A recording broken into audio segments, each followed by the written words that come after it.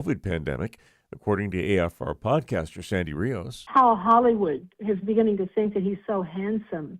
He said, I'm just a celebrity. I am the most famous person in the world, and everywhere I go, and he goes on and on. She says Fauci also detailed how he enriched himself during the health crisis. The revelation that came out in that hearing was shocking, and that is that he had received 8 different grants. That's federal money, and one of them was almost $1 million. It was $950,000. Health and Human Services Secretary Robert F. Kennedy Jr. tells Fox News Fauci privately revealed that he got a pulmonary embolism in July of 2021 after receiving the vaccine. So he took the Moderna vaccine on national TV, telling in a very, very highly publicized press conference to show people that was safe. Kennedy says it was on Fauci's recommendation that vaccines became almost a religious rite for the left, despite mounting evidence that the vaccine itself was deadly. Meanwhile, he was telling other people to take this product and concealing the fact that he himself had actually gotten very, very sick from an injury that was highly expected and highly likely to be caused by the vaccine. I'm Steve Jordahl. There's more news online at afn.net and download the AFN mobile app for your Apple or Android device. I'm Rusty Pugh. The God Who Speaks is a powerful message on the authority of Scripture in the voices of some of the most respected theologians of our day. The most historic formula for the Christian church has been this: when the Scripture speaks, God speaks. The God Who Speaks is a 90-minute documentary which can empower Christians to share our faith and defend the authenticity of the Bible. Available at thegodwhospeaks.org or visit stream.afa.net.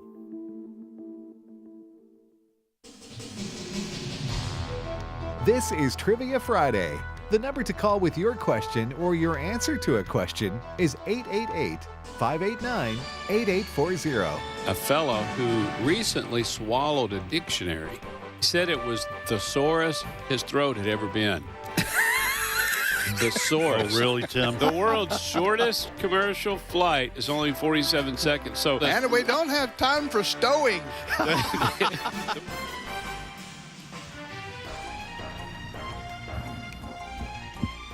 And welcome to Trivia Friday. Ed Vitagliano sitting in for Tim Wildmon. Let's see. Jonathan Coker is sitting in for J.J. Jasper. Yes, sir. Happy to be here. And then Tony Vitagliano is sitting in for me, I guess. That's right. It's appropriate substitute. As his lineage usually works. Yeah. That's right. That's the way it works around here. So, folks, welcome. It is Trivia Friday, and it is Friday, July 31st. And so I want to take this opportunity to wish my son a happy birthday. It's his birthday happy today. Birthday. Thank you. 37 years ago today. I always tell your mom, so I'm going to just let folks know this is the way it goes down at my house, because I'm king of the castle, is that when she had, I think your sister, she was in labor for 8 hours. Yeah. And I told her, I said, I work 8 hours every day. I don't know why you're complaining. 8-hour day. You just put in an 8-hour day like I did. Yeah, But I don't think you were 8 hours. So I didn't give her as much problem. No. As much trouble, I don't think. Yeah. I'm sure that went over very well, too, when you said that. It did. I like most of your comments. Those always most of my comments. Sounds funnier in your head than when it's said. When you say it. Yeah. And then you get, any married guy knows that first second or two, as you're trying to assess the look on your wife's face, that's an important second or two. Mm-hmm. It determines whether you should abandon ship or you can stand. There's no tougher audience than your spouse, right? If you try to be comedic, right? Yeah. All right. So if you're brand new to this here show, this is what we do. We have 3 professors. Admittedly, these are adjunct professors, not junk professors, adjunct. They come in every once in a while and step into the classroom. We're gonna challenge you, our students here at Learning University, which is what we also call Trivia Friday. We're going to challenge you with 3 questions each. Now, and so we ask you to call in and answer one of those questions, and we like for you to ask one of your own. And the number to do that is 888-589-8840. Now, we do ask that if you have been on the air with us here on Trivia Friday in the last 8 weeks, just wait a week. Wait a week, let someone else have a shot. We try to give as many people as possible the opportunity to call in and get on the program. 888-589-8840 is the number to call.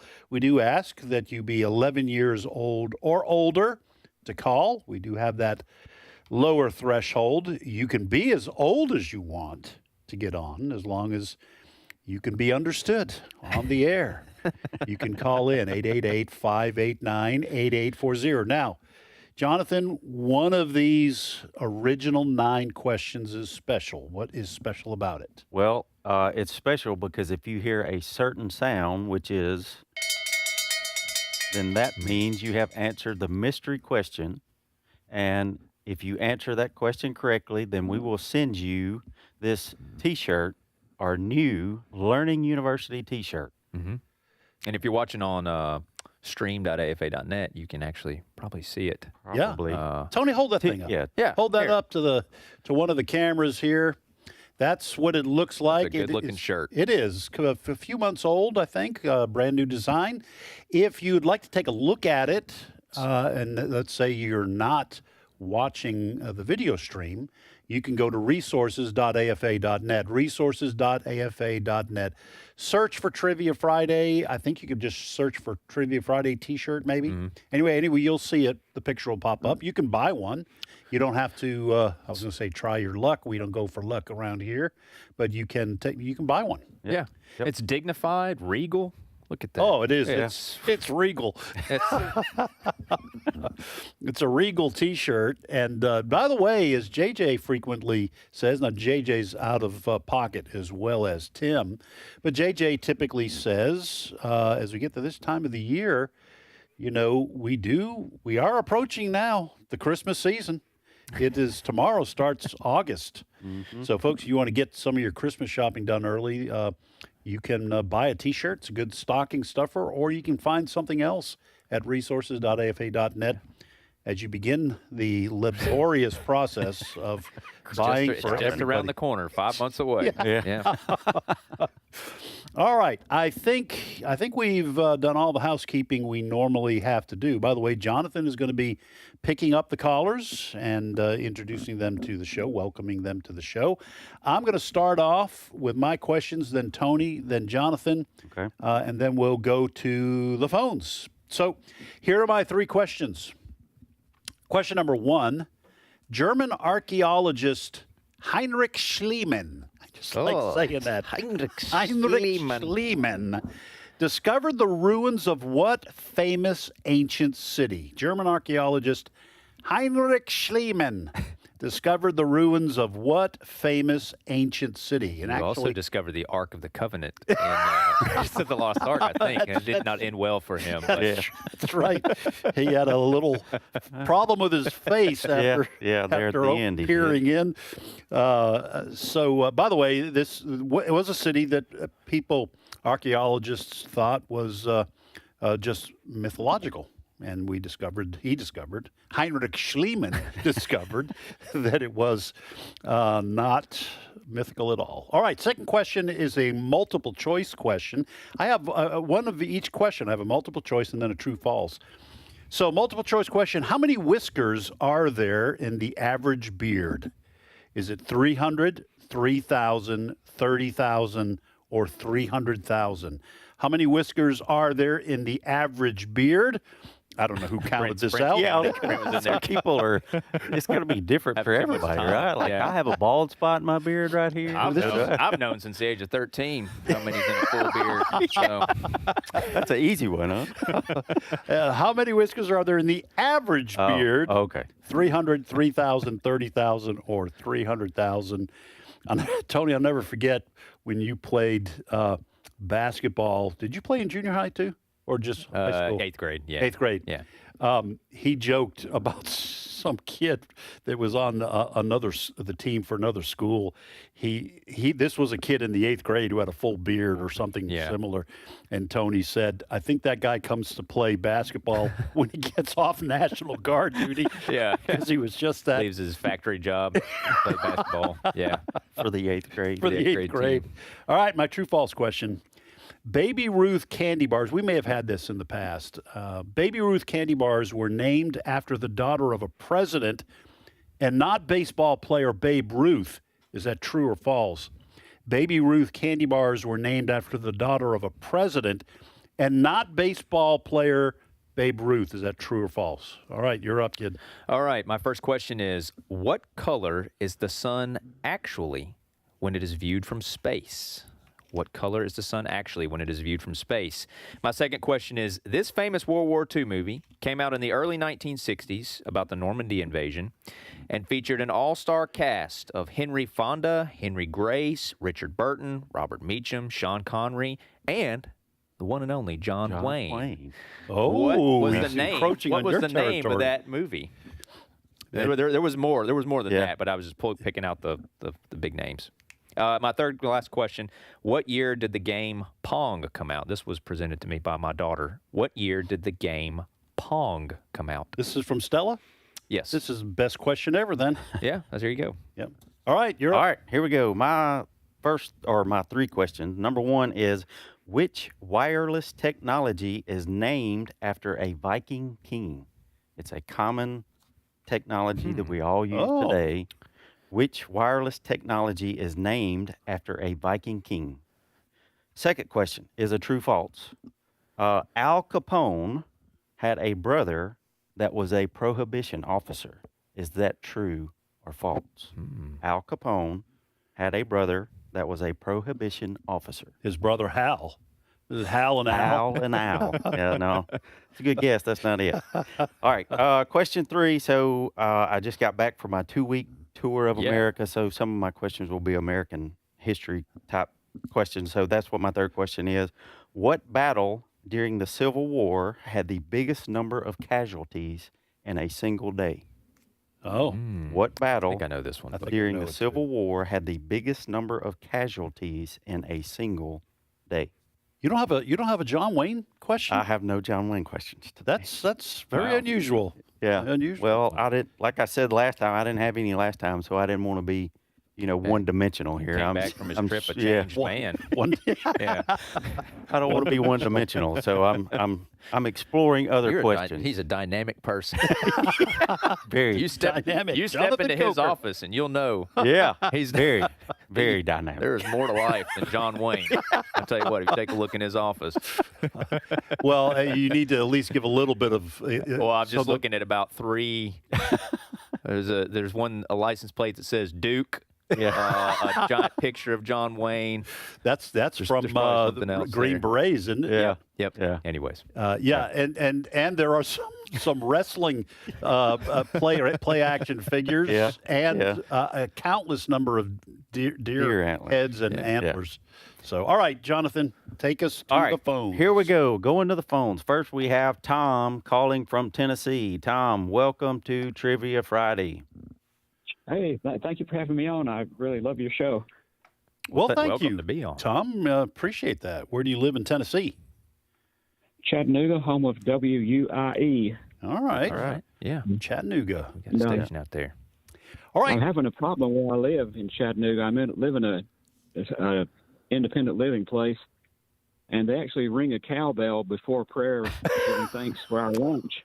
And every time they do it, I want to leap to my feet and shout, "Oh, I want a T-shirt! I want a T-shirt!" I'll tell you what, Tom. Tim's not here. We can do whatever we want. If you answer any question correctly, we're going to send you a T-shirt. How's that? That sounds great. Since you've been given so much false hope, over your life, we'll help you out. And by the way, I should say, if you happen to answer the mystery question correctly, I guess we'll send you 2. So, No we're pressure. obviously not going to tell you what that is. Yeah. All right, Tom, you want to ask, answer, or do both? I'd like to do both. All right, which one you want to try to answer? Try to answer the one about the movie about D-Day with the star-studded cast. Absolutely, yes. This famous World War II movie came out in the early 60s about the Normandy invasion and featured an all-star cast, including Henry Fonda, Henry Grace, Richard Burton, Robert Meacham, Sean Connery, and the famous John Wayne. What was the name of that movie? I believe it was The Longest Day. That is correct. That is correct. Great Now, movie. that was obviously not the mystery question because you didn't hear the dinner bell. I mean, the cowbell. So I know you have a question for us. Great job on answering Tony's question. Just remember, when you're finished, we're going to put you on hold.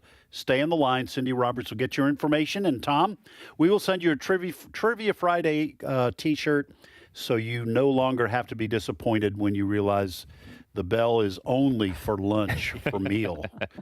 That's great. Thank you. I bring up your program and your network and the AFA in conversation with people. And now I have the T-shirt to wear, and that will give them extra memory help. Yeah, there you go. That's right, and you can make them feel guilty for not having listened during the previous week. You put a little condemnation there on them. We'll take whatever we can just to get people to listen. All right, Tom, what's your question for us, brother? Who was the first baseball pitcher to win the Cy Young Award in both leagues? Ooh. Okay. So the first pitcher to win the Cy Young in both leagues. Wow. All right. So we're going to talk amongst ourselves. All right. Can you kind of give us, is this like after the 50s or before the 50s? Can you at least give us a clue there? He won it the first time in 1972, and I think the second time was 1978. All right. We're going to talk amongst ourselves here.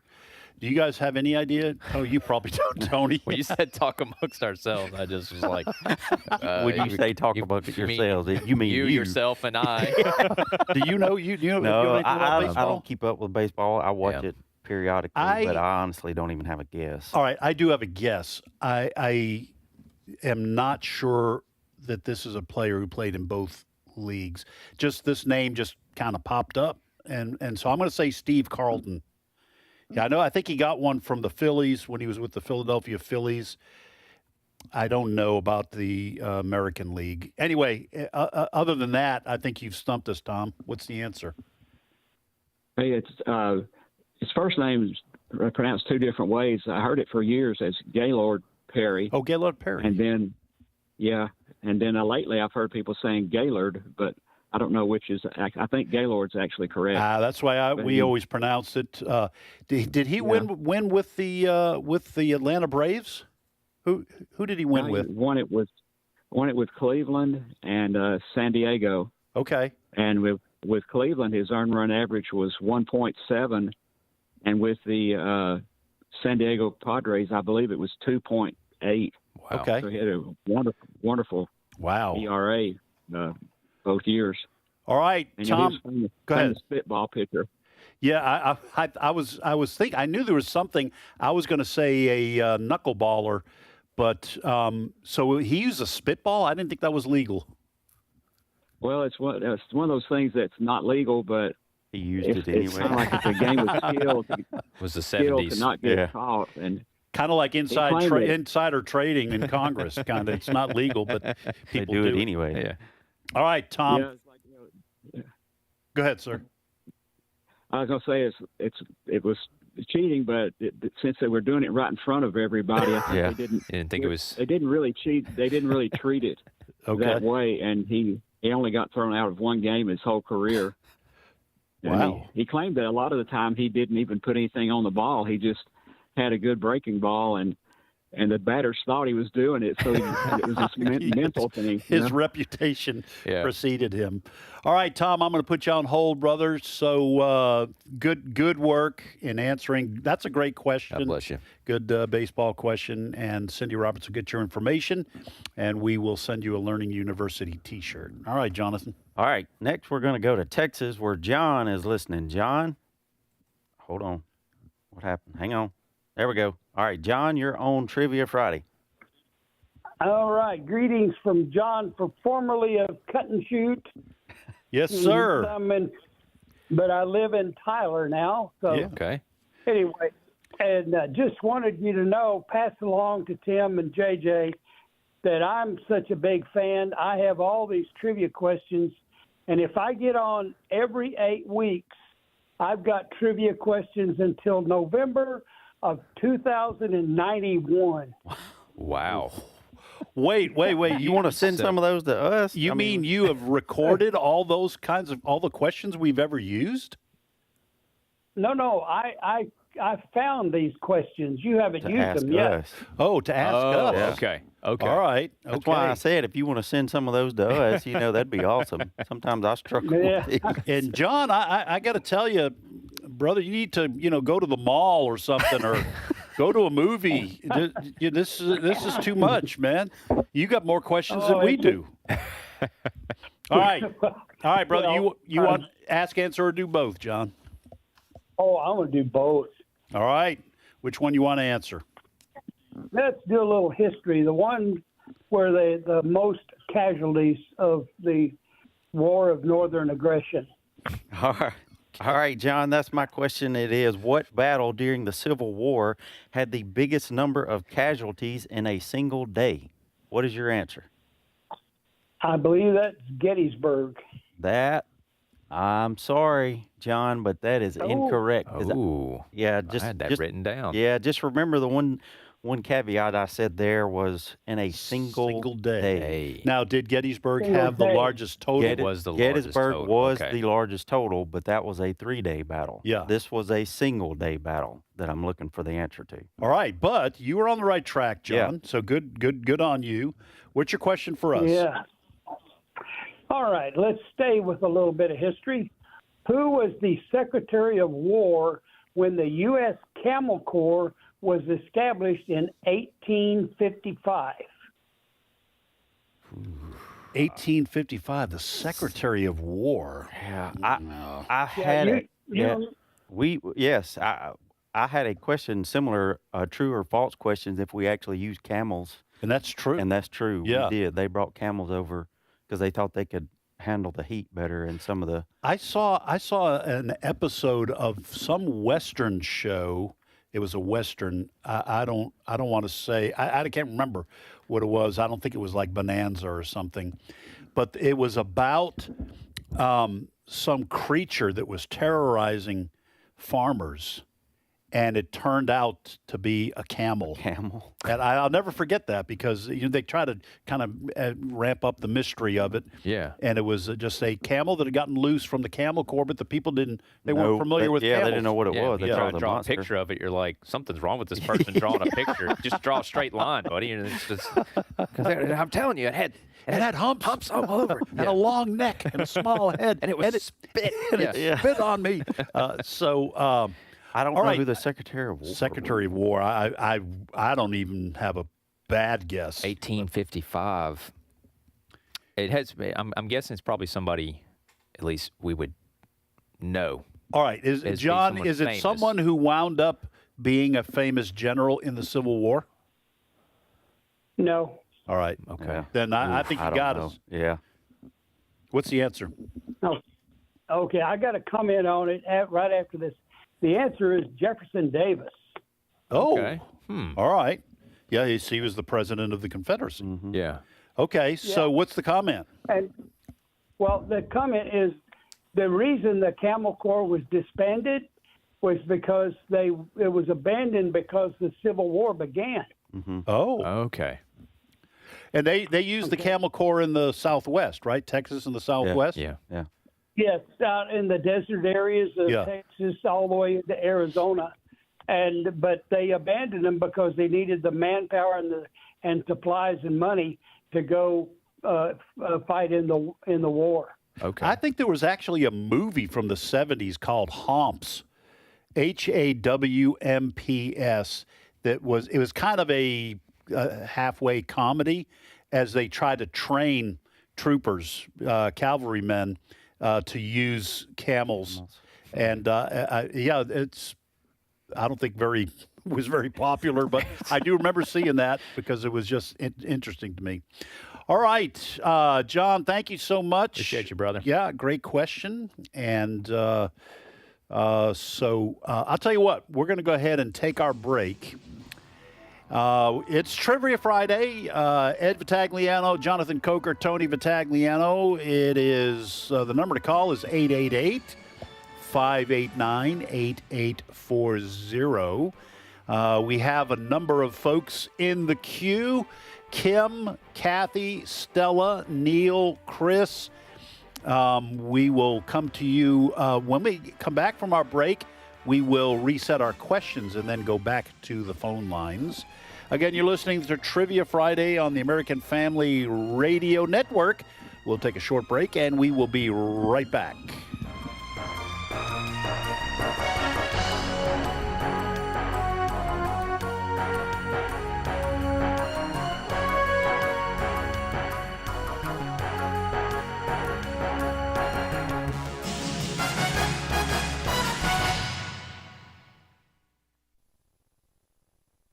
It's my turn.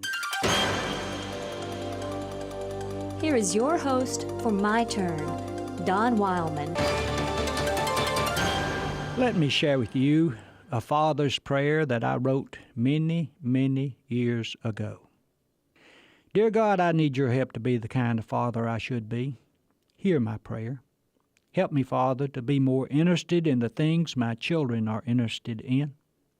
Too often I find myself too deeply involved in my own thinking to pay much attention to what one of my children is saying. Remind me constantly that the things they are interested in are just as important as the things I'm interested in. Help me to be a better listener. Then, Father, help me to set aside some time in my busy schedule for the children. It seems that I'm always tied up with something. And even when I'm not, I think I'm too tired to spend some time in their activities. Lord, help me keep my perspectives straight. Business can wait, but my children will only grow up once. Help me not to forget that children need love and attention as well as food and clothing while growing up. Too many times I get so concerned about their material needs that I forget their emotional needs. And Lord, I pray that my children will be able to see your love in me. If they can only see me living my faith, then they will understand it even if I can't put it in the right words for them. Help me to keep the important things important and secondary things secondary. You know that many times the temptation is to neglect the important things of life while concentrating on secondary matters. Help me to teach kindness by being kind, forgiveness by forgiving, helpfulness by helping, and love by loving. And, dear God, help me prepare my children for marriage by being a good husband to their mother. If I'm a good husband, maybe it will help them when it comes time for them to take a life's partner. Help me to look for my children's good points and to brag on them a little more. You know, Lord, that I won't close my eyes to their faults. As their father, I must be able to see those. But, Lord, help me to dwell on their positive points. Another thing I will need your help in is having the power to say no to them when it should be said. We both know that many times a no is much better than a yes. These children of mine are growing up, Lord. One day before long, they'll go out into the world on their own. They will choose an occupation. Help me to be man enough to rejoice in whatever they choose to do, and Christian enough to teach them that they can serve you in any occupation where they will work for the good of their fellow man. Lord, I'm tempted to ask you to stop time, to keep my children, little children, always, but I know that life doesn't operate that way. So I will just ask you to help me enjoy my children while they are children. Then in my old age, I will have beautiful memories of my children when they were small and be proud of them as adults. Lord, I can't be a very good father without your help. So thanks for pitching in and giving me a helping hand. Amen. This has been My Turn with Don Wildmon, a production of the American Family Association. Hello, Tim Wildmon here, president of American Family Association and American Family Radio. Hey, maybe you've heard some of my other announcements about our tours in March 2027. We're going to Greece and we're going to Italy. 2 separate tours, but you can do both if you want to. The first tour is called The Footsteps of Paul, which will be going to many of the places covered in the book of Acts that happened in Greece. The other tour is Italy, and one of the places we're going to be going is Venice, and we're going to ride the gondola that Paul took on his trip to Venice. You can read about that in the Bible too. I'm just kidding, but you can call it a gondola or gondola, I don't care. But if you want to go on one of our tours in 2027, go to tours.afa.net. That's tours.afa.net. I will exalt you, my God and King, and praise your name forever and ever. I will praise you every day.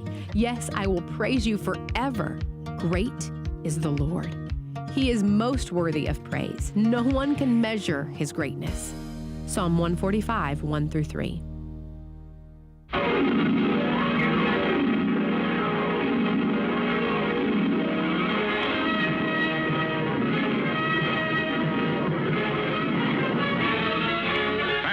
Speeding bullet. More powerful than a locomotive. Able to leap tall buildings at a single bound. Look, up in the sky. It's a bird. It's a plane. It's Superman. Yes, it's Superman. Strange visitor from another planet who came to Earth with powers and abilities far beyond those of mortal men. Superman, who can change the course of mighty rivers, bend steel in his bare hands. Yes, the black and white version of the Superman TV program. I grew up watching it. Tony probably heard about me growing up watching it.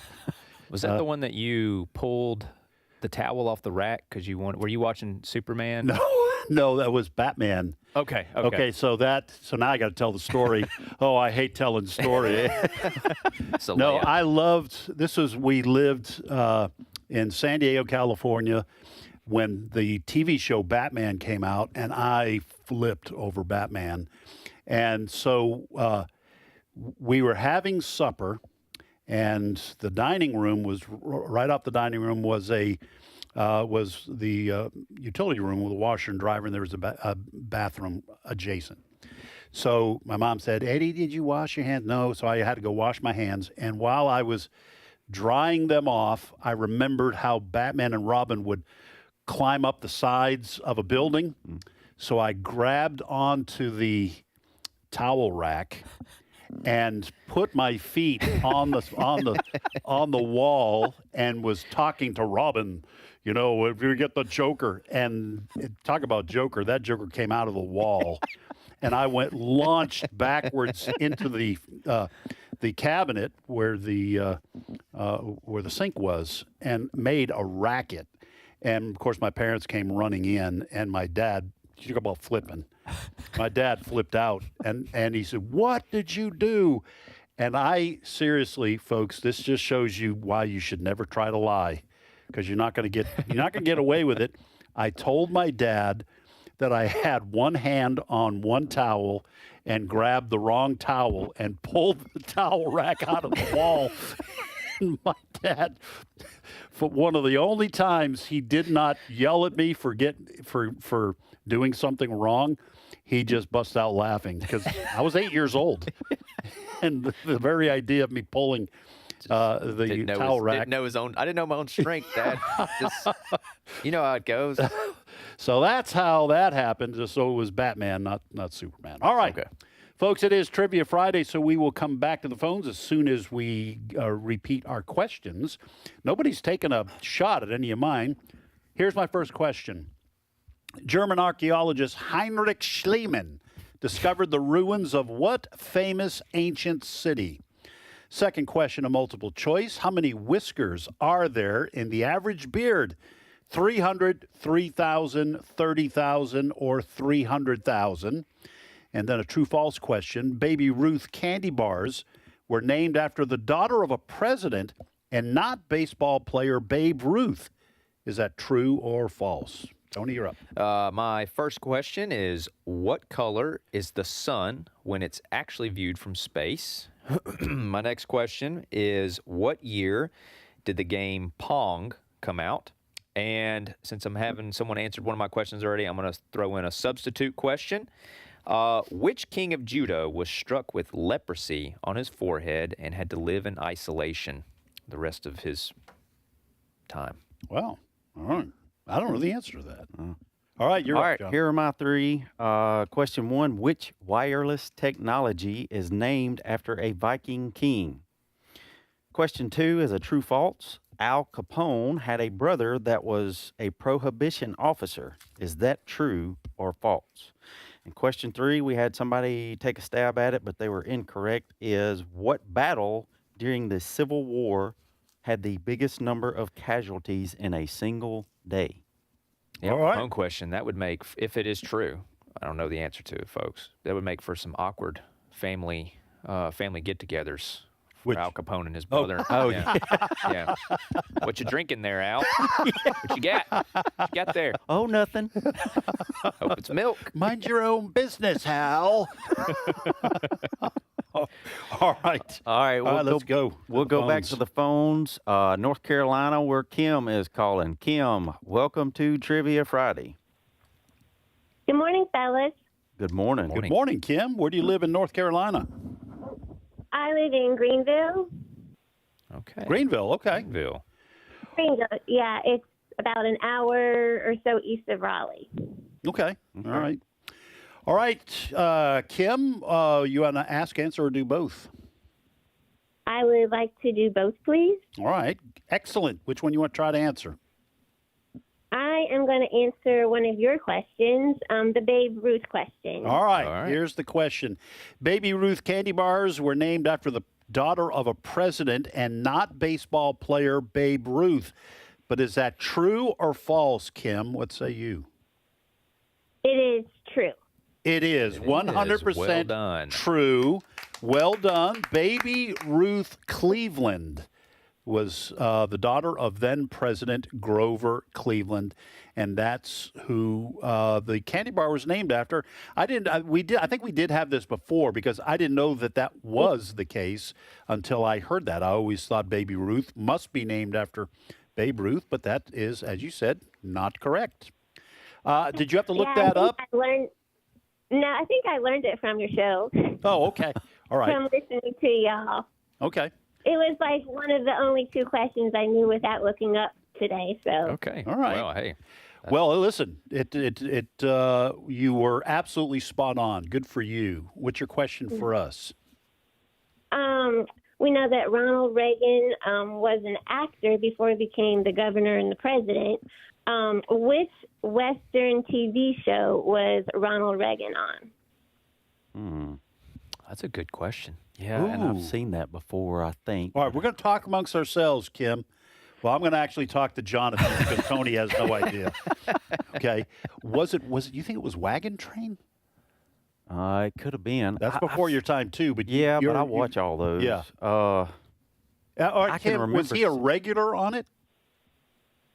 No, somebody else was on it before him, and then he was on it from 1964 to 1966. So he was on it. So he was a regular. Yeah. Ooh. All right. I don't think it's Wagon Train then. Okay, I'm going to say Wagon Train. See, this is how we got multiple people. Yeah. I'm going to say Wagon Train. You pick something else. Ooh. I don't think it's like Rawhide or anything. I don't remember him being on I think it was Bang Bang Shoot 'em Up. Bang Bang Shoot 'em. Oh, that'll be your guess. Yeah. Yeah. The Wild Wild West wasn't in that time frame, was it? No. I don't think he was ever on that. No, I'm just trying to think of something that I haven't seen a gazillion times. And it's not Bonanza. How about Big Valley? Try Big Valley. Yeah. All right, we work. have Big Valley, Wagon Train, and Bang Bang Shoot 'em Up. Those are the three. Those are the three answers we have, Kim. I'm gonna fall out if that Bang Bang Shoot 'em Up is the right answer. It was one of those obscure shows. I would expect you guys to know about it. All right, what's the correct answer, Kim? The correct answer is Death Valley Days. Death Valley. What did I say? Big Valley? Yes. Big Valley. Is Big Valley, that was a show, wasn't it, with Barbara Yeah, it was, Stanwyck? but I knew that probably wasn't Okay, it. Yeah. Death Valley Days. Yeah. Okay. All right, Yeah, now, Kim. I started, Go ahead. when Yes, I was ma'am. at my parents' house, they would watch it. So that's how I started watching it. And then one day I was watching it, and all of a sudden, President Reagan was on, and I was like, oh, what's wrong with Reagan? Well, I was just about to Yeah. ask before you said that. I was about to say, Kim, you sound too young to have watched it when it first came on. And you answered the question. Your parents were the ones watching it, and you saw it. So, Yes, and you actually learn some things when you watch Death Valley Days. yes. And one of those is don't live in Death Valley. Well, that's also true in just about all of those old westerns. You can, you can learn stuff out of that, like don't live in Death Valley, don't make the guy mad behind the bar, that kind of stuff. Don't challenge the guy with the rifle. Right, Yeah. Yeah, don't accuse the guy you're playing cards with of cheating. Yeah. Or don't play cards at all, whatever floats your boat. But that's here. They would have good moral lessons in them. That's a lot. The Rifleman is one of my favorite Western shows of all time, and it's filled with good moral lessons. I love that show. All right, but enough about me. Kim, what's your question for us? That was Oh, that was the question. Yes, I knew that. Do you have another one, Kim? No, I'm just kidding. Hey, Kim, thank you. You did a great job, and you have a lot of energy, and you brought a lot to the show. So thank you, and God bless you. Have a great weekend. Okay. All right. Oh, I think I know this one. You know this next one? Yeah, I think I know this next one. Well, next we're going to go to Tupelo and talk with Stella. Stella, welcome to Trivia Friday. Hello. Is this my granddaughter, Stella? Yep. All right. Yes, sir. Yeah. Yes. Yes, sir. Yes, sir. All right, Stella, I know you're going to do fantastic. Do you want to ask, answer, or do both? Both. All right. Which one you want to try to answer? I want to answer Dad's about the sun. Okay. Okay. All right. Let's see what you got, sweetheart. What color is the sun actually when it is viewed from space? White. That is correct. Look and at that. is folks, I assure you. I assure you, this You was taking legitimate. the words out of my mouth because I was about to say. was not a setup. It was not. I'm going to answer I'm a my witness. dad's mystery question. Just to prove it, we can pick another one. I can't help that she's so smart that she knows random things. And she is very smart. She is. She is very Well, smart. that's correct, sweetheart. Let me just give you an example of how smart this kid is. This is just a year or two ago. She may have been 10, maybe 11. We met the family at a local restaurant, and she patted the table. Papa, come sit in front of me, and she asked me what I thought of the military-industrial complex. And I said, how do you know about that? But My dad rants about it all the time. Yeah. Well, that is absolutely correct. That is the mystery question. Any backstory you want to give on that, Tony? Well, no, I just thought it was interesting. So the sun actually gives off light in every visible color. And the reason why it appears white in space is because space has no air. So all these colors mix together, and it looks pure white to our eyes. And so that's we were talking interesting. about, there's a sermon in there. Yeah, Yes. absolutely. Yeah. Once you get away from the world, You can see the sun. no, that wasn't the lesson. No. Once you get away from I'll the let the preacher world, do it. you become more pure. Yeah. Yeah. Unstained by the world, in other words. No. Right, you can see the sun. You let me finish. Yes. I was going to make a great point, but, All right.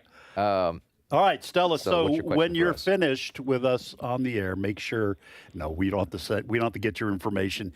Your dad will give your shirt size to Cindy Roberts, and he will hand deliver you a T-shirt when we get it. We don't have it right here in the studio. But And to be fair, we'll pick another question to be another. Do we want to pick another special question? Well, okay. How about one of mine? Okay, you pick. I'll tell you what. We'll do this just so everyone knows it's on the up and up. My first question will now become. It's not the mystery question, but whoever answers it correctly will get a T-shirt, even if you look it up. Okay. German archaeologist Heinrich Schliemann discovered the ruins of what famous ancient city? That will now become the question. Whoever answers it, even if it's the next caller, if you answer it correctly, we'll count that as the mystery question, just to make sure everyone knows we're on the up and up. Stella, do you have a question for us, sweetheart? Yes. The Ford Mustang has two inspirations for its name. One is the wild horse. What is the other? Ooh. That's a good one. That is a good one. That's an exceptional question. She went that route because she knows her dad knows nothing about cars. So. Which he got from his dad. And now, if JJ was here, he probably would know. What Okay, about so you, Jonathan? Okay. Oh no, wait a second. All right. How about now? We're going to talk amongst ourselves, Stella. So don't say yes or no. What about the P-51 Mustang in World War II? Because the Mustang car, it does have the horse on it, little pony. But it came into the Mustang was a fast. It was a fast fighter plane, and it was post World War II. What do you guys think? I like that. I think it's as good as guess as any. P-51 Mustang is our answer, Stella. You got it right. Hey, look All at right. All right. That is actually, though, an excellent question. Yeah, it is. We had to think about that. So, all right. Look, beautiful young lady. Thank you so much. Is there anything you'd like to share with our listeners? Anything? Happy birthday, Dad. Hey, sweetheart. Wonderful. Always thinking about somebody else. All right. Bye, Stella. I will see you later today. So, all right. Bye-bye. So you're tasked with making sure she gets a T-shirt. I will, Tony. I will. So. All right, where do we go next? All right, next we're going to Texas, where Neil is calling. Neil, welcome to Trivia Friday. Good morning, esteemed professors. I love it when we're esteemed. Yeah, that is just so encouraging. Neil, where do you live in Texas? In Lampasas, which is about an hour north of Austin. Okay. Okay. Well, hey, we love our Texas listeners. Neil, you want to ask, answer, or do both? I'd like to do both, please. All right. Which question would you like to answer? I'd like to answer the question about Schliemann, and I had already decided to do that even before the T-shirt announcement of a few minutes ago. All right. So this is a big moment, Neil. Here's the question. German archaeologist Heinrich Schliemann discovered the ruins of what famous ancient city? What say you, Neil? Well, I'm going to go with Troy. That is correct. That's correct. Good It is job. the city of Troy in modern Turkey. It's Hisarlik. And so how did you know that, since you said you were going to answer that anyway? How did you know that?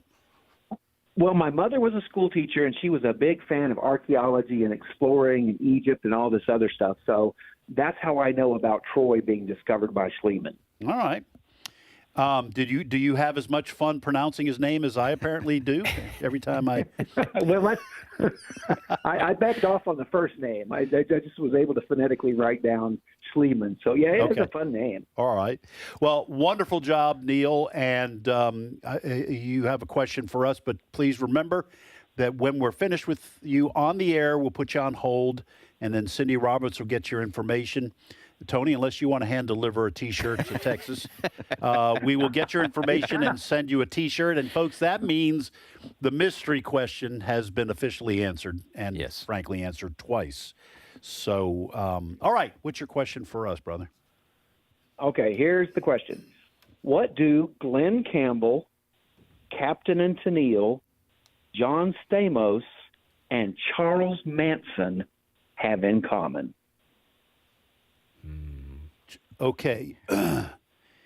All right, say those names again. Glenn Campbell, Captain and Tennille. Who came before Charles Manson? Who was the other one? John Stamos. John Stamos. From Full House. Yeah. Have in common with Charles Manson.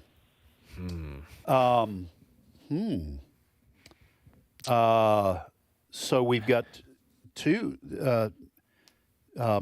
Glenn Campbell and Captain Tennille were singers, although Glenn Campbell also did some acting. John Stamos.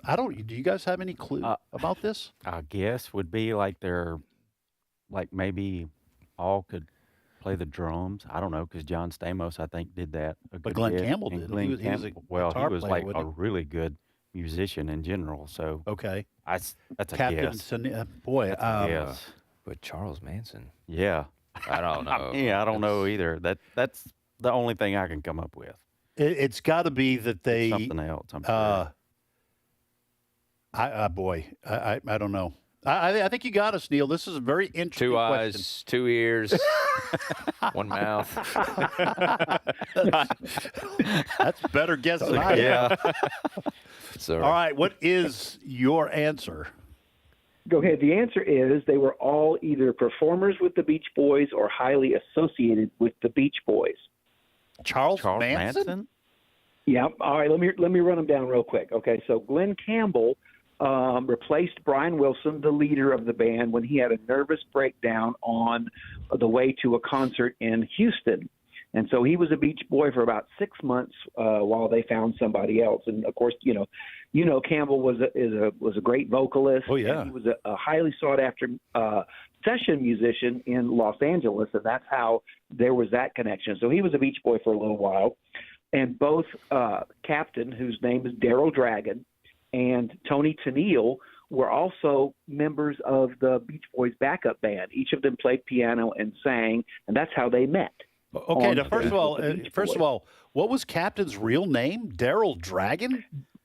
Daryl Dragon, and his father was a very famous orchestra arranger and composer named Carmen Dragon. And, I'm just loving that last name. Yeah.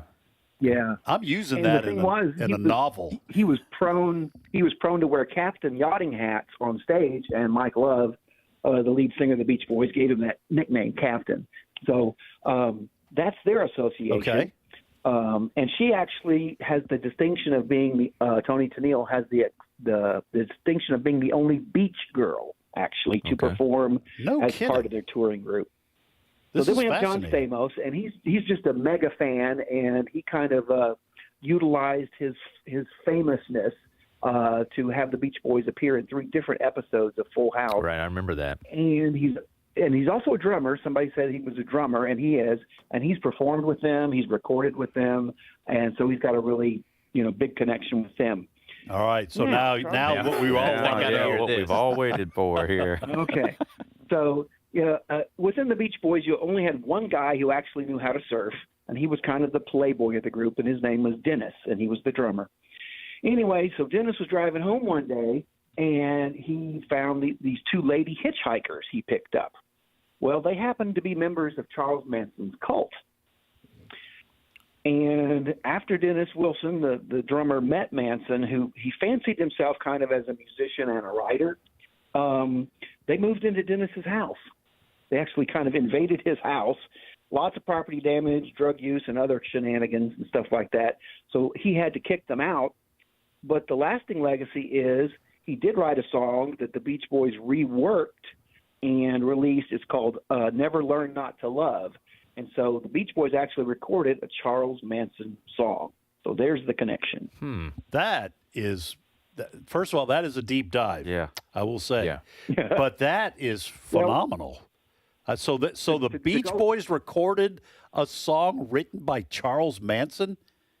Yeah. Now, on the credits, it credits Dennis because he reworked it. And I think probably by that time they were looking to distance themselves from Yeah, the okay. Rework. I can just imagine the song that Dennis had to rework. Oh, this is okay. We're going to leave this out. Leave this out. This is pretty dark. Now that we know what he went on to do. Interesting side note is that Dennis introduced Charles Manson to this guy named Terry Melcher, who was a local Los Angeles producer and talent management, and so he was able to kind of get in with those guys. That's how he associated with them. Okay. So all right. There's the connection. I tell you what, you folks, you can read all about this in Neil's book. He actually wrote a book about this. Well, sorry, he knows about as much as you need to start at least start a book. Right. Hey, Neil, thank you so much. Great job answering, and fascinating question in the backstory. Going to put you on hold. And then Cindy Roberts will get your information, and we will get a T-shirt out to you as soon as possible. How about that name, Daryl Dragon? Yeah. I mean, that should be like a spy. Yeah. That's exactly what I was thinking, like novel. James It annoys Bond, me, though, Dragon. when you got a cool enough name as it is. It's not Daryl Dragon's not cool enough for you, so you got to name yourself Captain. Yeah. Leave some for the rest of us, buddy. When your nickname is Tony Baloney, you're just begging for someone to give you a Eddie cool Spaghetti, nickname right next to here. Jonathan, do you have a no? Nothing you'd like to share with us? No. All right, folks, you're listening to the Trivia Friday, by the way, on the American Family Radio Network. We're going to take a 5-minute break for news. When we come back, we will reset our questions, whatever we've got left, and then we go back to the phones, and we'll try to squeeze in as many folks as possible. Again, more Trivia Friday directly ahead. Hope you'll join us.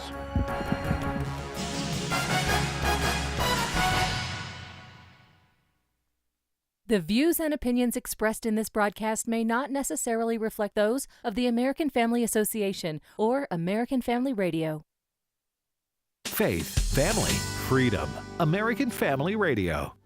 Missionaries are going into all the world to make disciples, and Exploring Missions is going with them. Radio crosses those borders, so radio is not only not of the devil, it's a great tool to get to those unreached people groups. Exploring Missions with Bert and Nathan Harper, Saturdays at 2:30 p.m. and Sundays at noon Central on American Family Radio.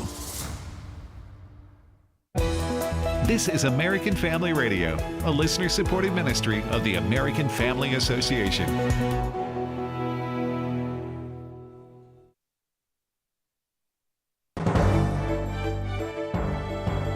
American Family News, almost to you.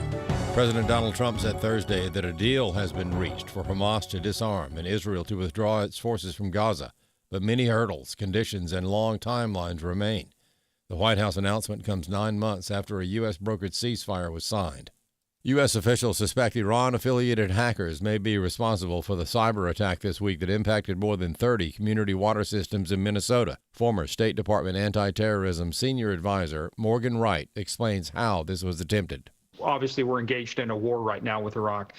And it wasn't just a onesie-twosie. They didn't target one here, didn't target one there. They targeted 30 at one time, going after these small computers called programmable logic computers. And what they do is these things control the flow of chemicals, because to treat water, you have to put a lot of chemicals in. Too many can become caustic, can become dangerous. So they're targeting those things at one time. We know from Tradecraft that a group called Cyber Avengers, which is a proxy of the IRGC, is one of the ways that Iran gets us out without having attribution. So there's moderate to high confidence that definitely Iran is behind the attack. And look, the timing is not coincidental. A father who gifted his 14-year-old son a rifle that the teenager then used to unleash the mass shooting at a Georgia high school was sentenced Thursday to 15 years in prison. A jury in March convicted Colin Gray on multiple charges, including second-degree murder and involuntary manslaughter, over the Christmas gift his son used in the September 4, 2024 shooting at Appalachia High School. In rendering his sentence, Judge Nicholas Prim said he had to measure Gray's failure to act against the crimes committed by his son. You were convicted because the warning lights were flashing brighter and brighter, and you didn't get him help, and you didn't remove his access to the guns. It became more and more obvious that something bad was going to happen, and you failed to do the simplest things to prevent this. The Trump administration announced a new program yesterday to help military veterans become truck drivers. Transportation Secretary Sean Duffy says it will help reduce the number of migrant drivers on the road. You see, people who have been killed on roadways across America where an illegal driver is doing crazy things in an 80,000-pound vehicle, and American families are dying. We have no tolerance for that. We are going to come after any company that wants to hire illegals and drive down wages to get some fraudster in your company. Colleges are not the only places teaching students to be woke. Chris Woodward has more. Nikki Neely, founder of Parents Defending Education, is warning parents about teacher training programs and curriculum trends across the U.S. In a related discussion on the Fox and Friends First program, Neely argued that teacher prep colleges are prioritizing political activism over core instruction like math and reading. According to Neely, these programs encourage educators to view themselves as social change agents and push ideology-focused frameworks such as radical liberated ethnic studies onto young children. Accordingly, they are now enlisting students as their child soldiers in this larger societal war. So they think that it is incumbent on them to use our children, who they view as their children. I mean, we have heard this from the Democratic Party for years, as the foot soldiers. Another person concerned about woke things being pushed on students is West Texas A&M University President Walter Wendler. Talking about this on American Family Radio, Wendler advocated for proactive parental involvement in children's public school education. He also emphasized constructive engagement over hostile confrontation. You don't have to go to a school board meeting and shout. You can go see a teacher and talk, or a principal and talk. Meanwhile, parents should examine the items their children bring home. I'm Chris Woodward. Major oil companies reported massive profits while fighting between Iran and the U.S. impeded petroleum shipments. Prices for Brent crude soared above $100 a barrel for much of the spring. American oil and gas giants ExxonMobil and Chevron both more than doubled their profits in the second quarter. For American Family News, I'm Rusty Pugh. The mission of AFA is to inform, equip, and activate individuals and families to strengthen the moral foundations of American culture and to give aid to the church here and abroad in its task in fulfilling the Great Commission. The vision of American Family Association is to be a leading organization in biblical worldview training in the interest of cultural transformation. Thank you for standing with the American Family Association as we seek to stop the erosion of godly values.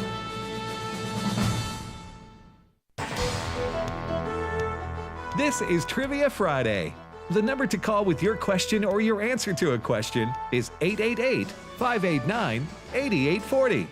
Now, back to more Trivia Friday. And welcome back, folks, to Trivia Friday. Ed Vitagliano, Jonathan Coker, and Tony Vitagliano. I can do that. I can do it. It is, again, Trivia Friday. I'm sitting in for Tim Wildmon, and J.J. Jasper is also out. I do want to give a personal shout-out to Birthday Dave. It is his birthday today. I've known Birthday Dave almost as long as I've known my wife. He and my wife grew up together.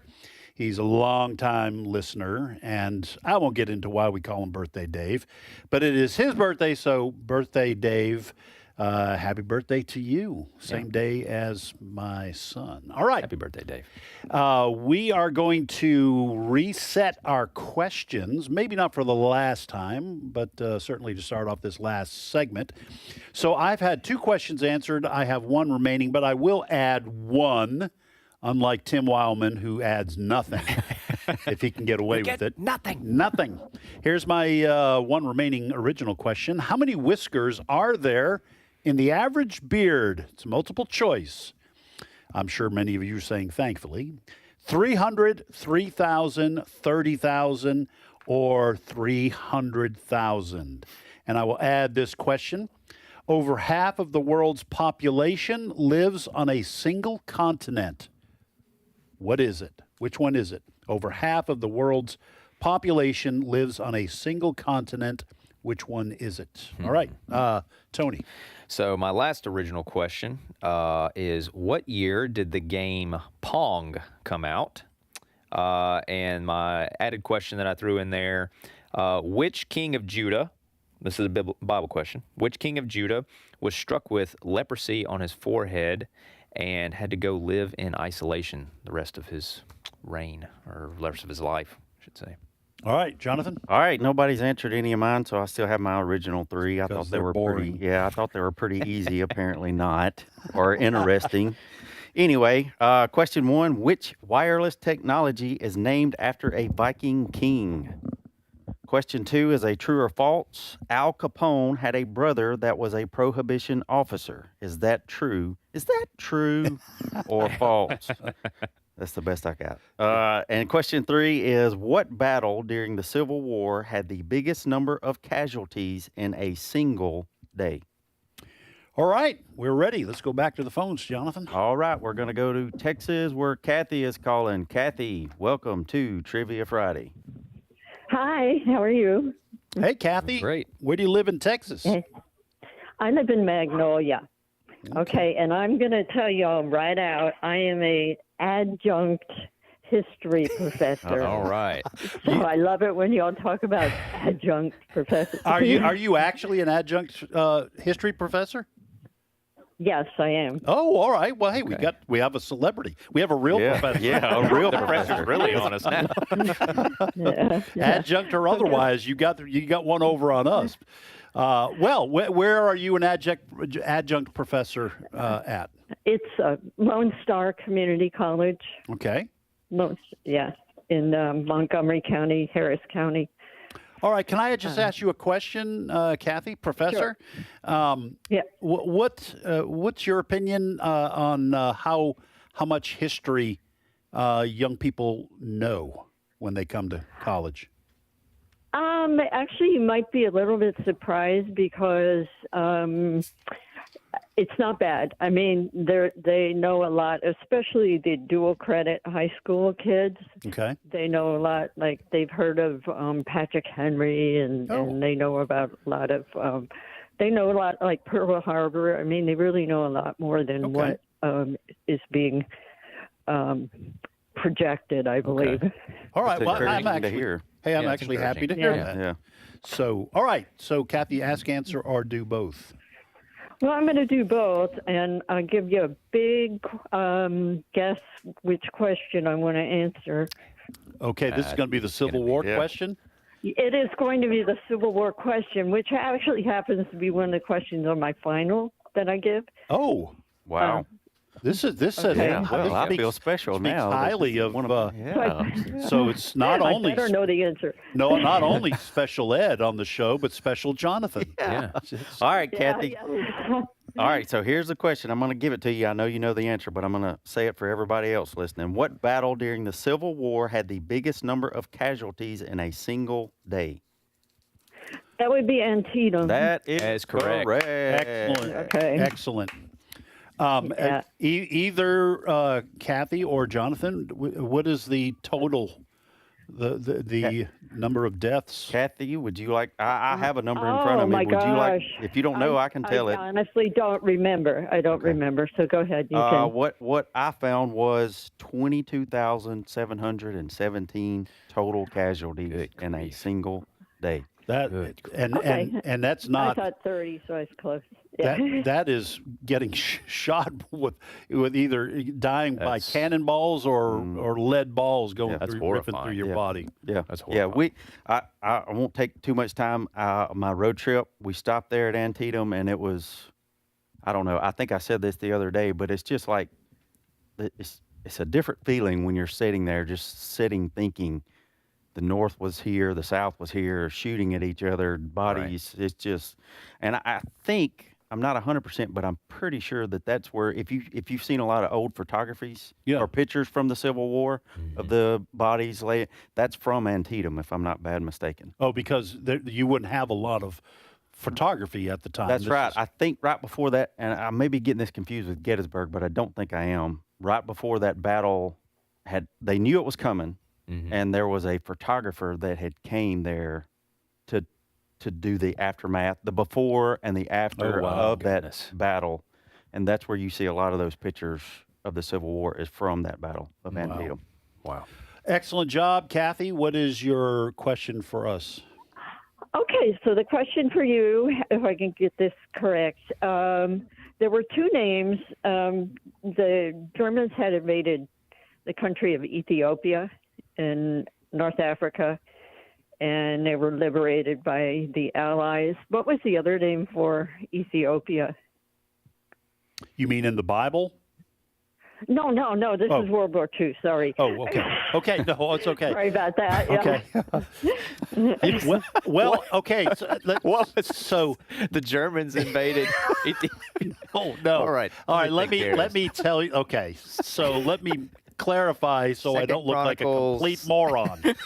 Okay, because I know there's like Ethiopia. It's either Ethiopia or Libya were called Put, I think, in the Bible. So when she said the other name, I was going Ethiopia or Put. But I'm actually making things worse.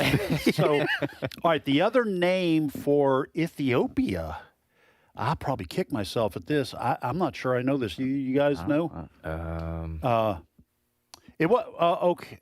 I always think that I know history until I get questions like this. Yes. No, I know. There's. I don't know. I don't even have a guess. I don't. I don't know, Kathy.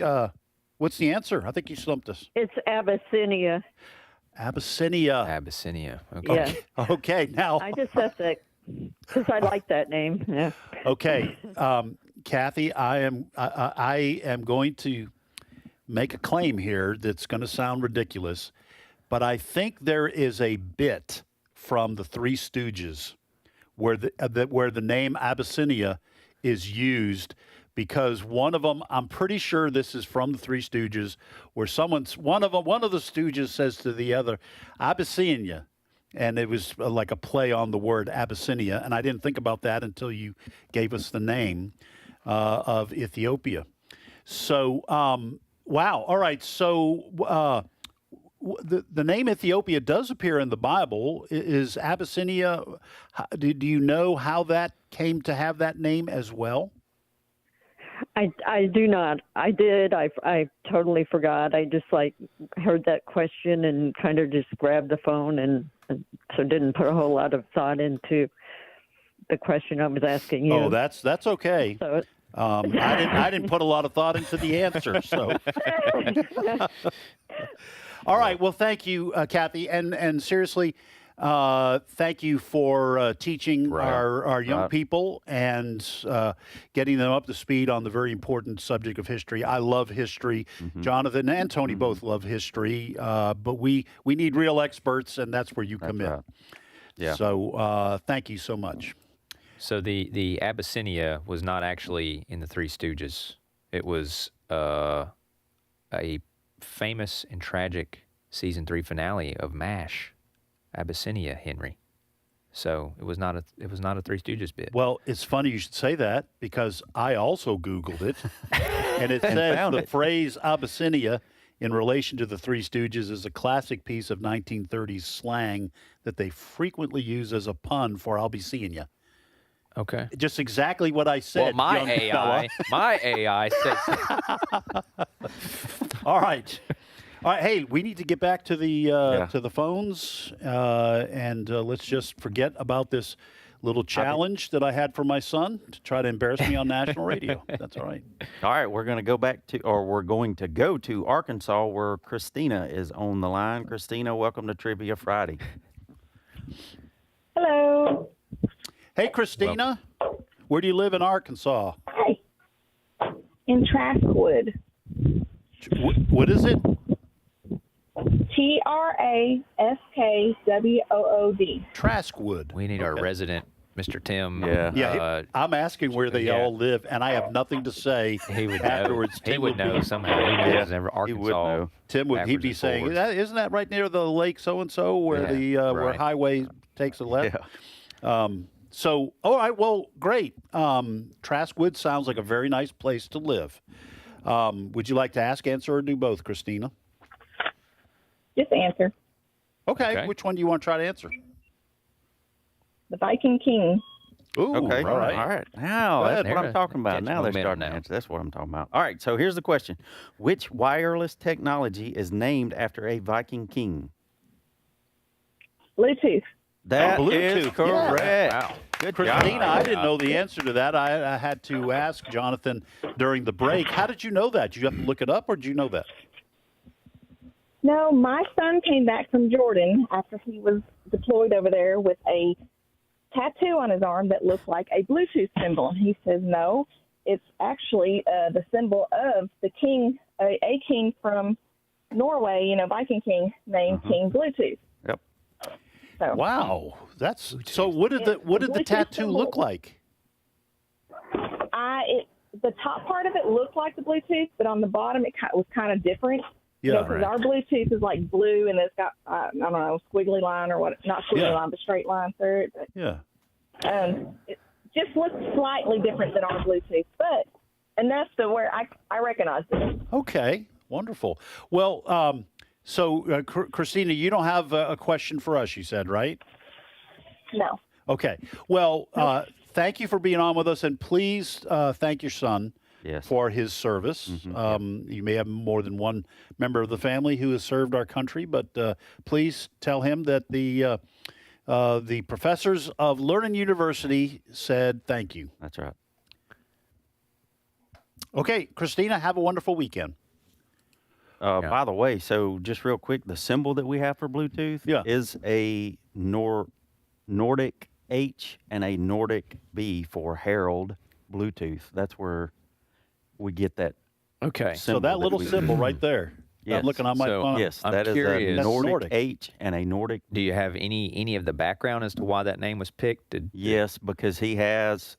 He got that nickname because he had a dead tooth. Okay. And it was blue. Okay. All right. So they called him Bluetooth. Okay, but did he was he famous for sending ravens like five feet from somebody else? Like, oh, that's Bluetooth. He's always sending a raven even though he's in the same room as you. I don't know. A touch more. So it said that he played a fundamental role in the unification of Denmark with its neighbors, which is now Norway and Sweden. Okay. And he helped Christianize Scandinavian. Oh, Scandinavia. all right. Okay. It says he is referred to as Denmark's first Christian king. Okay. No kidding. Wow. Yeah, The 10th century. 10th century. All right. Okay, so maybe either just paying homage to him or maybe the unification. I don't know. Well, Maybe so I'll make this quick. I did look that up a little bit. From what I read, they were trying to come up with a name for this technology, and somebody knew about this king from back then and said, well, let's just call it Bluetooth for now, and we'll rename it later. And they came up with a symbol and everything, and it just it never got renamed. The technology could have been something like Black Raven or something else, but it became Bluetooth. This is fascinating. Okay. Yep. All This right. is Learning University, so That's I'm right. here to learn. There you go. That's very interesting. All right, let's go back to the phones. All right, we go to Mississippi where Tom is calling. Tom, welcome to Trivia Friday. Thank you. Glad to be on. We're glad you're here, brother. Tom, where do you live in Mississippi? We might be able to know this one. Natchez. Natchez. Natchez, Yep. okay. So that's right there at the end of that there Natchez Trace, isn't it? Yes, actually, it is the beginning of the Natchez Trace. Yes. Okay. They All right. floated down the river, and they walked back up the trace. Oh, okay. That's actually that's true. Yeah. Excellent. Good trivia for you. Yeah. All right. Well, Tom, good. Thank you for that. Do you want to ask, answer, or do both? Both. Okay. Which one do you want to try to answer? The continent with half the population. All right. Here's the question. Over half of the world's population lives on a single continent. Which one is it? What do you say, Tom? Asia. Asia. That is absolutely correct. Very good. Yes, Very excellent. good. 60% of the world's population lives in Asia. 60%. Wow. It's hard. That's a lot of folks. It is. Yes. Yeah. Yes. All right. How did you know that, Tom? Just kind of general knowledge? You look it up? What? Well, I've always been very good at geography and is really an educated guess. Yeah. Okay. All right. nothing Sure wrong is. with that. Well, that's a good one. All right, Tom, just what's your question thinking for about- us? Which river in the world carries the highest volume of water? Which river in the world carries the highest volume of water? Of water. That's an interesting question. All right. Hang on, Tom. We're going to talk amongst ourselves here. Guys, I think we ought to just give 3 different guesses to try to. I'm gonna say the Mississippi. I don't think that's right, but I'm gonna go because it's an easy choice. I don't know. Honestly, I'm bad at these kind of questions. I'll say the Amazon. Okay. It's extensive. I mean, long. All right, now you got to come up with another. The only river. thing I can think of is the Nile River. The Nile. Yeah. All right. Well, we've got 3 very speculative answers, Tom. Yeah. What is definitely not educated guesses? Not educated guesses. Complete guesses. Yeah. What is the actual answer, Tom? It's the Mississippi. The Mississippi. I knew it all along. Yeah, you were just playing humble. We got played. Yeah. I was just being humble. Yeah. So we appreciate all right. that, Ed. Any kind of backstory on this or any information? What about the other 2 rivers that were named? The Amazon. Is there a list of like the top 10 or what? Well, the Amazon is the widest, and the Nile is the longest. And people wouldn't suspect that the Mississippi carries the most water. Oh, okay. Yeah. Per year. Per year. Okay. All right. Well, Tom, I don't know. I just heard it somewhere. Yeah. Okay. Hey, that's all what right. we like. Hey, thank you, Tom. Appreciate it. God bless you. You have a great weekend. All right. Let's. I know we're almost at the end of the program, but let's. Nah, we just better go to the back of the phones. I don't think we have enough time to do that. Let's go. We have, I think, 2 callers. That should take us to the end of the program. Yeah. All right. So we're going to go to Tennessee, where Leslie is calling. Leslie, welcome to Trivia Friday. Hi, I'm glad to be here. We're glad you got on. Yeah, absolutely. Right as we come towards the end of the program. Where do you live in Tennessee, Leslie? Well, I live in Dunlap, which is about 30 minutes from Chattanooga. Dunlap, okay. Home of the tires. If JJ was here, he'd make the joke, but I can't. I'm not even going to try. You mean home of the tires? You mean? Yeah. Well, Dunlap. Here's the deal. Dunlap. I mean, Belly's Dunlap, over not lop, but anyway. Yeah, Dunlop. Yeah, the Dunlop's disease. All right, Leslie, you want to ask, answer, or do both? Well, I was going to do both, but the professor got my answer, except she got it right and I was going to get it wrong. So all that's left for me is to ask. And I've got a math question for you. I want you to tell me my age. So I was born in the last year of the 5th decade of the 20th century. So how old am I? Last year, okay, well, you ask a math question to 3 math dummies. All right. I've got my calculator pulled all right, up over here on my I think phone. I've got an answer, but we're going to talk amongst ourselves really quickly here, Leslie. So, all right, so don't say yes or no. I'm thinking this is 49. What do you guys think? Sure. Wait. She's asking for her age, right? Her age? Look, I've learned through life. You don't ever, even if she's asking the question, I'm still not answering how old I think this lady is. So you, sir, can go ahead and that's my out. That's my out. Well, the last year of the 5th decade, so that would be in the 40s, and last year. So I'm going to say 49. Yeah, no, that makes sense to me. All right, Leslie, So, what do you say? Wait. You're saying she was born in 49 or her age? Leslie, you're asking for your age, right? That's correct. Okay, so 49, is that right? No, it's not. Okay. 29, I meant 29. Okay, so look, my wife texts me. Okay, hang on a second, Leslie. No, she's not here physically, but my wife says 77. Says she was born in 49. So I think she was born in 49. All right, you're just going to you're gonna you have to answer the question, and we're actually running out of time here. So yeah.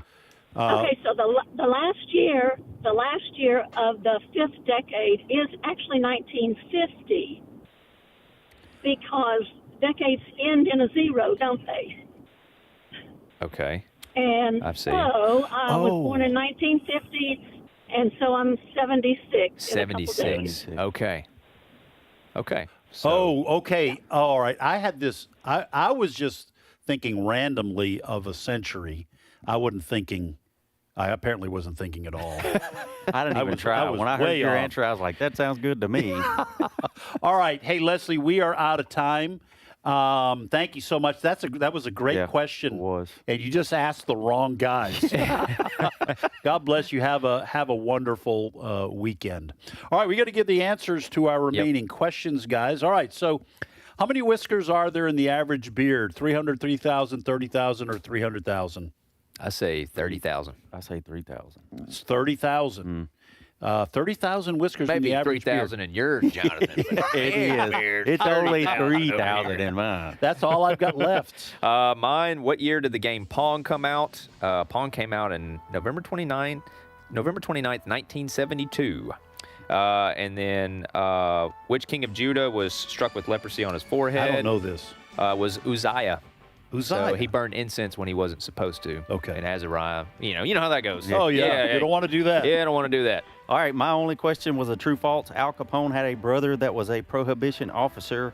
That is 100% true. That sounded weird enough to be true. Yeah. Yep. So, and what the Thanksgiving conversation does kind of open up the door for a lot of jokes and a lot of the mom's scenarios. probably like, would you two stop? Stop it. All right, folks, that's all the time we have for Trivia Friday. Thank you for joining us. I want to thank Jonathan and Tony. You guys did a great job. Thanks. Appreciate it. Folks, more great listening ahead on AFR.